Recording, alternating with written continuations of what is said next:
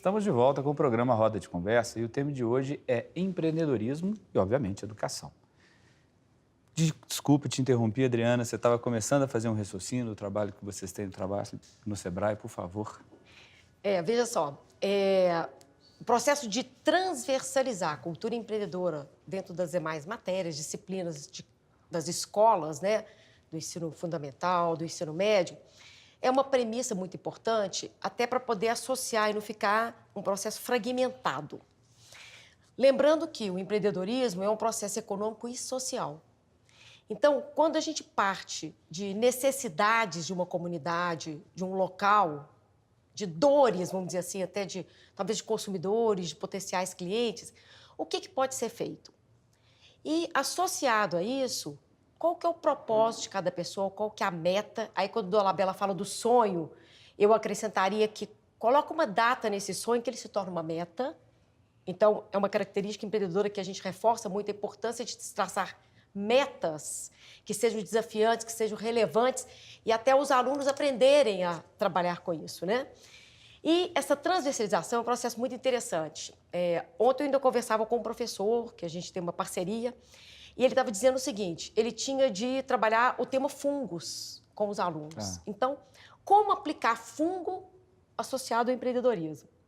Então, uma visita a uma padaria, uma visita a uma produção de queijos, uma produção de cachaça, que a gente é uma realidade nacional nossa, né, de experiências empreendedoras nacionais. Como que é utilizado o fungo, como que a pessoa pode aprender esse processo, o tema fungo, porque pode ficar muito maçante dentro de sala, o que é fungo, como é que se origina um fungo, e aí a penicilina, o fungo, aquele histórico que é importante, mas o que a gente faz com o fungo? Então, essa transversalização, associando ao processo empreendedor, é muito importante. Deixa eu colocar uma questão para vocês também. Quer dizer, no início do programa eu até coloquei a iniciativa do deputado do Raul, que foi em 2010, em que ele falava de uma disciplina empreendedora. Pelo que eu estou entendendo, não é bem isso não, né? Tem uma disciplina empreendedora, mas você tem a cultura empreendedora. Eu queria até... A minha experiência da transversalidade é a seguinte, quer dizer, empreendedorismo é um tema novo, em que é difícil das pessoas assimilarem. E normalmente está associado a negócio, né? Que você fala empreendedorismo é negócio, então, né? É um tema que é difícil das pessoas deslancharem e completarem o seu entendimento. A transversalidade, eu diria que é a meta e não o começo. Você tem que ter um espaço pedagógico específico, como geografia e história. Por quê? Porque é muito difícil um professor que não conhece empreendedorismo abordar o tema. O próprio Gary colocou isso no primeiro bloco que nós trouxemos. Como é que é isso, né? Então, essa observação que eu faço sobre a transversalidade. Quer dizer, ela é o ponto de chegada e não de partida. Quando a cultura amadurecer, quando as pessoas, quando a gente estiver num grau elevado de empreendedorismo, nem aula precisa, né? Teoricamente é o seguinte, se existe uma cultura empreendedora, você não precisa de aula, né? Então, isso é... Você já está pensando a sua matemática, o seu português, a sua história dentro dessa cultura e vamos... Só observando aqui sobre o sonho. Quando eu digo sonho e você associou uma meta ao sonho, é que a palavra sonho aí é extraída do contexto popular, da linguagem do dia a dia, ela está impregnada de emoção, né? Sonho é emoção. Quer dizer, o empreendedorismo, ele introduz a emoção, que foi banida da escola e da empresa pelo industrialismo. O modelo mental do industrialismo é a emoção fora, barrada no baile. Deixa ela do lado de fora, Deixa do lado de fora porque a emoção atrapalha, né? Quando o sonho é algo que está impregnado de emoção e significa, é lógico que depois de significa um processo existencial. O empreendedorismo é um processo existencial, não é um processo administrativo, gerencial.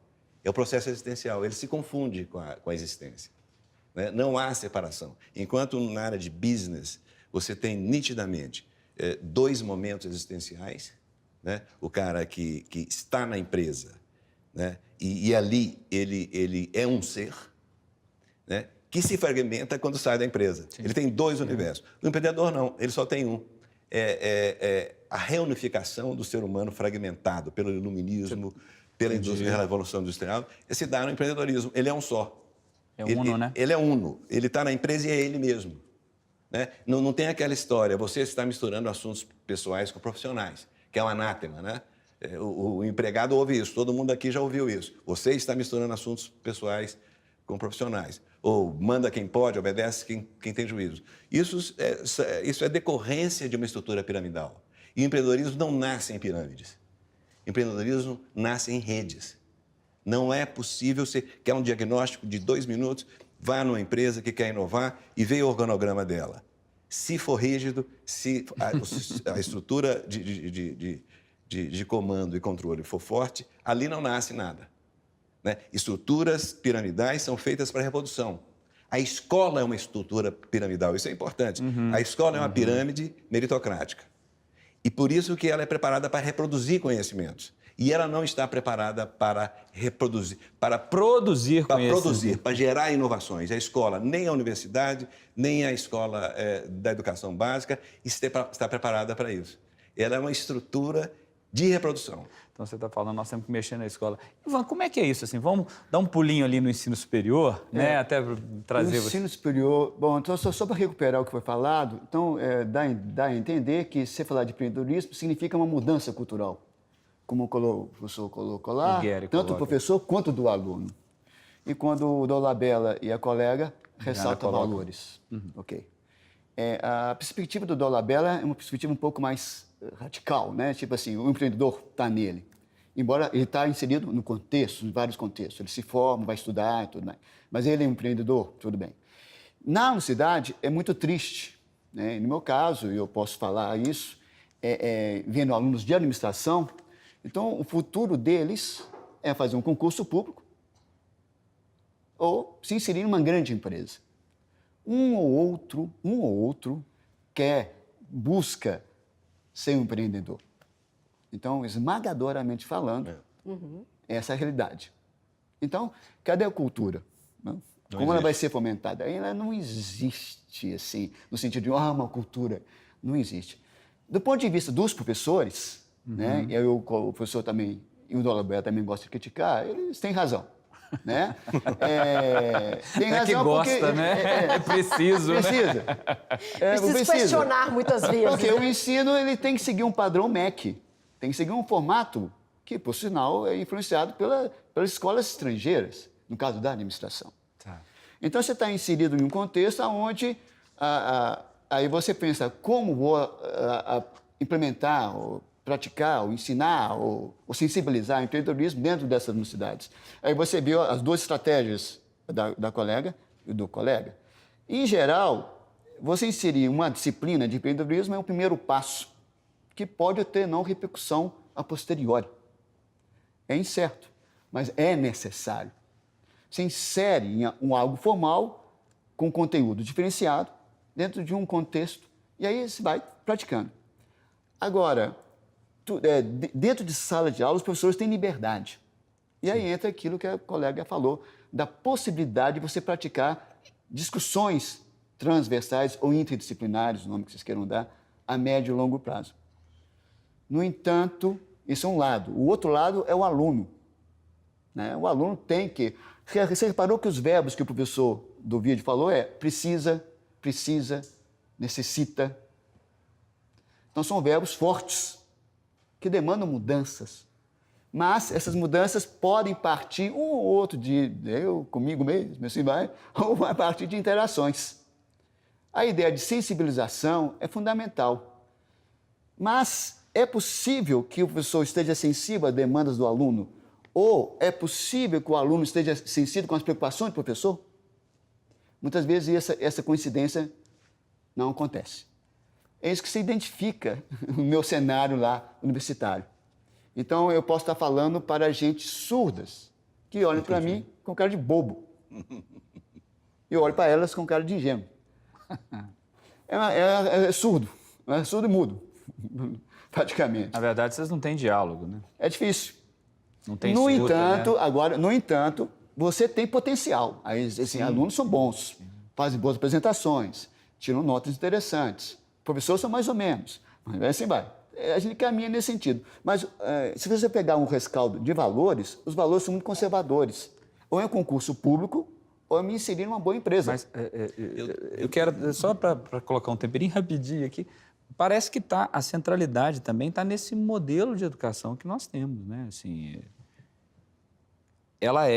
você coloca o MEC, a escola é formal, a própria escola, ela tem uma estrutura em que você fala, olha, não tem jeito, a horizontalidade dela enfim, há que se mudar a escola, mas desculpa, Dolabella. Não, eu já dei seminários para 5.000 professores universitários brasileiros. Os caras ficaram 3 dias comigo. De várias áreas do conhecimento. Todas as áreas. Todas as áreas. Aqui no Brasil, o empreendedorismo nasceu de forma diferente. Em outros países, ele é restrito a uma universidade. Cada universidade tem seu programa empreendedor.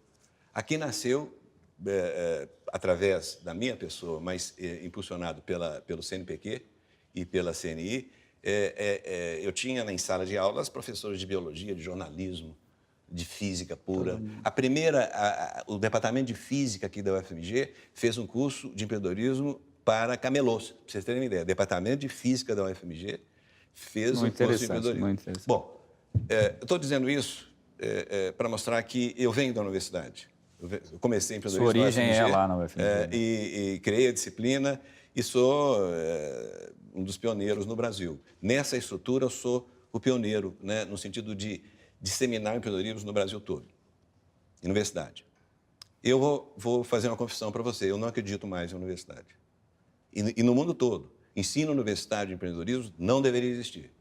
Por quê? Porque o aluno... Empreendedorismo é cultura, é um valor. E o aluno, quando entra na universidade, ele já está culturalmente preparado, formado, acabado. Ele já é um ancião cultural. Então, não tem muito o que fazer. É lógico que programas universitários de empreendedorismo ajudam e precisam existir, mas para ajudar quem já é. Tá? O cara já é empreendedor.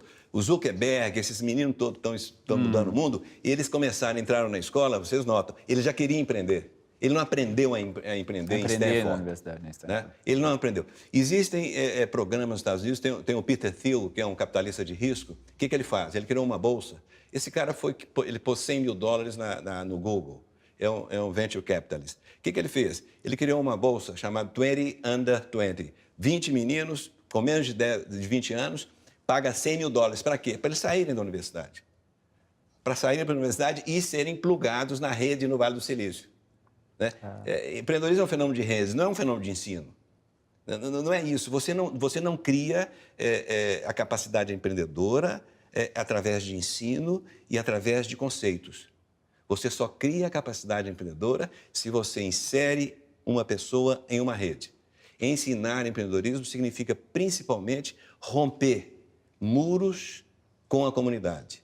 Das minhas metodologias, nessa que você mostrou, o principal educando é a comunidade, não é um aluno. Não é um aluno. Não é, porque não existe isso.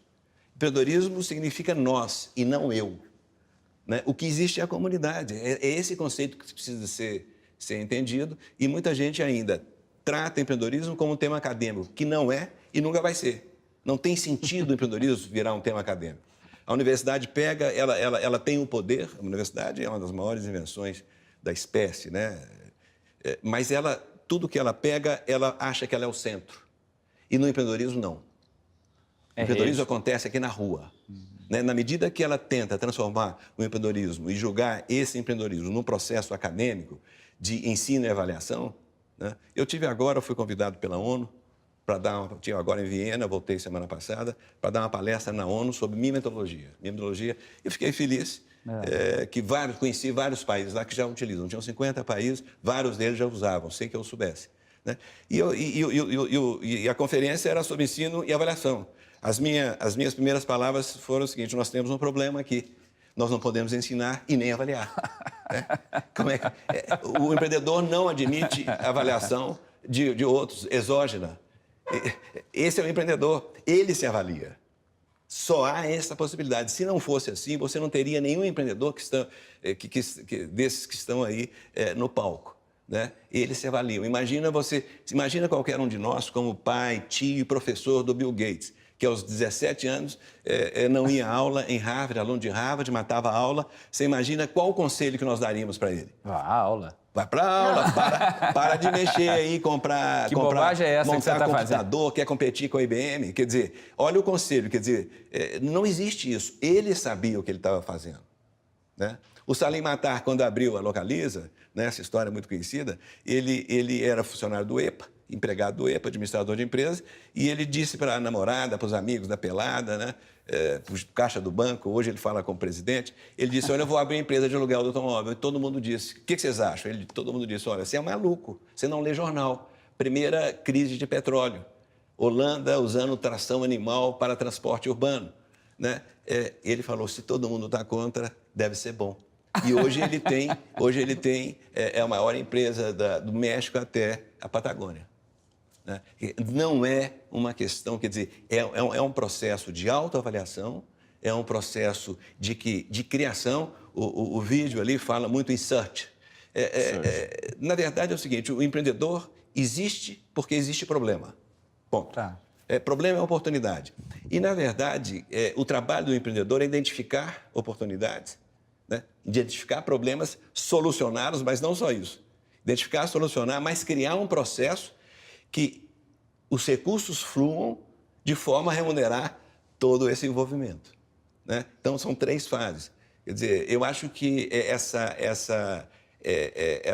outro mito que existe é que a universidade inova. A universidade não inova. Nenhuma universidade no mundo inova, né? Não é assim que funciona. Quem inova, a inovação exige resultado positivo e risco. A universidade é imprescindível no processo empreendedor, na inovação, porque ela entra com o conhecimento tecnológico científico para o desenvolvimento de um produto. Mas a inovação depende de venda e de risco. Você não tem inovação quando um produto falha, quando é um fracasso. Isso não é inovação, isso é invenção, que não deu certo. Mas para a universidade é positivo. Eu vou te interromper um pouquinho, por causa daquela velha máxima do tempo aqui, mas a gente volta, né? Nós vamos fazer uma rápida pausa, um pequeno intervalo, e aproveito para fazer um convite para você que nos assiste. Se você quiser participar do nosso programa, por favor, participe, envie suas dúvidas, sugestões, críticas através do e-mail. É magistra.rodadeconversa@educação.mg.gov.br. Você também pode participar pelo velho e bom telefone. Nosso DDD é o 31 3379 8289, ou pelas redes sociais, né, da Secretaria de Estado de Educação, né? Basta acessar o site www.educação, sem esse cedilha e sem o tio, .mg.gov.br, onde você tem acesso também ao nosso Twitter e ao Facebook e ao canal no YouTube. Daqui a pouco a gente volta.